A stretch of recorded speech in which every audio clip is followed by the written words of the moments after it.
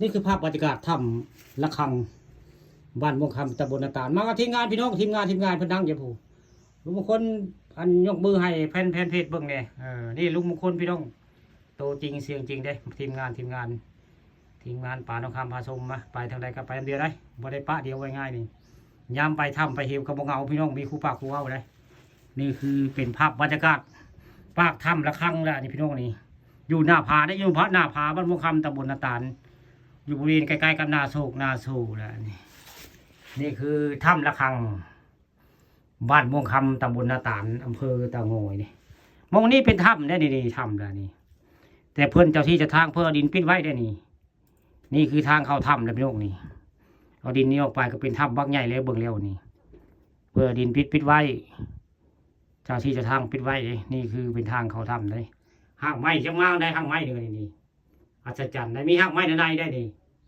ผมมีต้นไม้แต่มีห้างไม้พี่น้องนี่ในถ้ำนี่มีห้างไม้ได้ผู้บิ่งผู้บิ่งกระลาโตจะได้ผู้บิ่งบุญย่อเพื่อกระย่อยอดหัวลงมาได้ผู้ถึงนี่ก็คือบิ่งถ้ำระฆังบ้านม่วงคำตำบลนาตาลพี่น้อง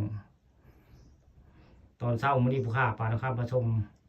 เอาภาพบรรยากาศถ้ำระฆังบ้านม่วงคำมาให้เบิ่งมาชมมีบิ่งมีเจียพ่อพี่น้องบิ่งก็มีเจียก็มีกระเม็ดอะไรนี่มื้อนี้ภาพบรรยากาศบิ่งเจียมาให้เบิ่งมาให้ชมเลยพี่น้องนี่โอ้บิ่งกระลายจะได้ผู้ยอดหัวสุดโซดพี่น้องผู้บิ่งผู้นี่ใครบ่เคยเห็นบิ่งก็เห็นบิ่งพี่น้องมื้อนี้ผู้ข้าป่าต้องคำพาชมพาบ่เบิ่งบิ่งเจียผู้ลายตัวท้ายบิ่งเจียกันนี่พวกอยู่ในถ้ำระฆังอันนี้นี่แหละคือถ้ำระฆังบ้านม่วงคำตำบลนาตาลแล้วนี่ไผ่บุจักกับผู้ข้าปาทองคำผสมพาไปเบิ่งพาผสมถ้ำบิ่งถ้ำระฆังแหละนี่ถ้ำระฆังบ้านม่วงคำตำบลนาตาลที่ทัดสวยงามพี่น้องมีบิ่งเด้มีเจียมีข้างคาวแหละนี่ปูปับเด้อปูปับเด้อเพิ่นปีนเพิ่นโซ่นี่แหละคือบิ่งพี่น้องย้อนหัวตีอย่างเงี้ยหลายตัวจะได้พี่น้องเอ้ยบิ่งอยู่บริเวณถ้ำระฆังบ้านม่วงคำตำบลนาตาลหรือว่าอัน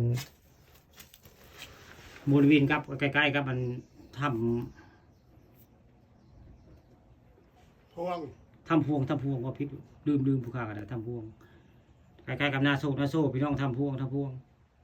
หมู่นี้นาโซกับหมู่นี้ได้ผลิตไปก็ใช้ได้กันนาก็จะได้นี่นาโซก็อยู่นี่ถ้ำพวงก็อยู่นี่ถ้ำระฆังก็อยู่นี่พี่น้องนี่ที่ทัดสวยงามบรรยากาศคักถ้ำพวงมีบิ่งมีเจียมีข้างคาว